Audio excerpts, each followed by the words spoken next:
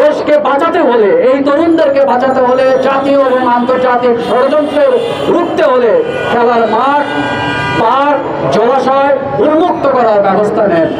শিশুদের সামাজিক এবং মানসিক যে বিকাশ, সেই বিকাশ যদি আমরা ত্বরান্বিত করতে চাই, আমাদের মাঠ দরকার। বর্তমান সময়ে আমরা কি দেখি, শিশুরা কিসে আসক্ত? মোবাইল ফোনে আসক্ত। তারা কি করে? সারাদিন স্ক্রিন টাইম করে।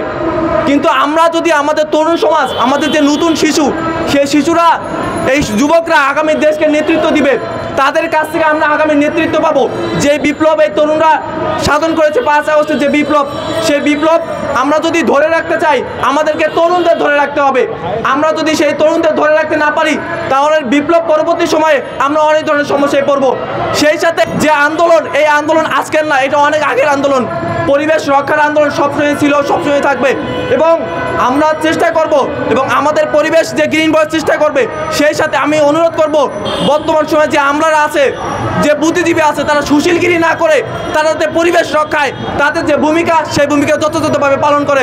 এবং আমাদের যে শিশু আছে, আমাদের যে তরুণ আছে, আমাদের যে যুবক আছে, তাদের জন্য একটি যুগোপযোগী এবং আগামী দেশ বিনির্মাণে যেভাবে তাদেরকে গড়ে তোলা দরকার, সেভাবে তাদেরকে নেতৃত্ব দেওয়ার যে ক্ষমতা, দক্ষতা, সেটা যাতে আমাদের খেলার মাঠ থেকে গড়ে ওঠে।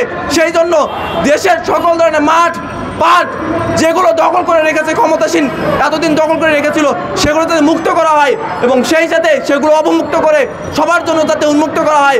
এবং সেই সাথে আমি বলতে চাই, এগুলোর সাথে যারা এতদিন জড়িত ছিল, তাদের যাতে যথাযথভাবে বিচার করা হয়। কারণ আমাদের আইনে বলা আছে, যারা এই সময়ের সাথে যুক্ত থাকবে, তারা সর্বোচ্চ 5 বছরের কারাদণ্ড হবে। আমি চাই যাদের দখলে এসব ছিল, তাদের সর্বোচ্চ বিচার হোক।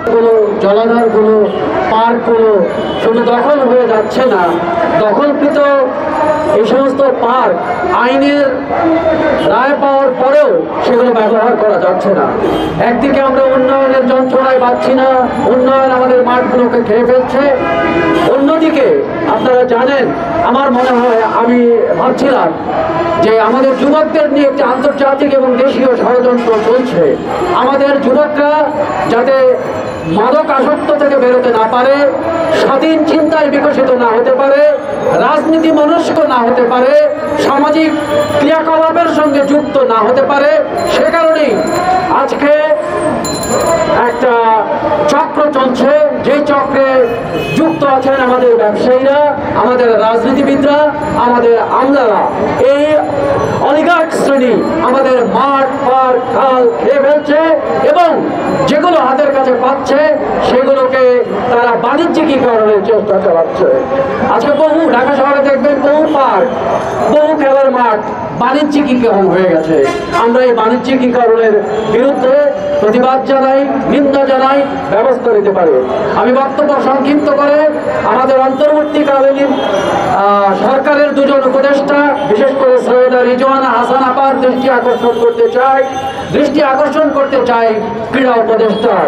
আপনি দেশের একটি গণ অভ্যুত্থানের নেতৃত্ব দিয়েছেন, সেই নেতৃত্ব দানকারীদের আপনি একজন তরুণ। আপনি এই তরুণদের সমস্যার দিকে তাকান।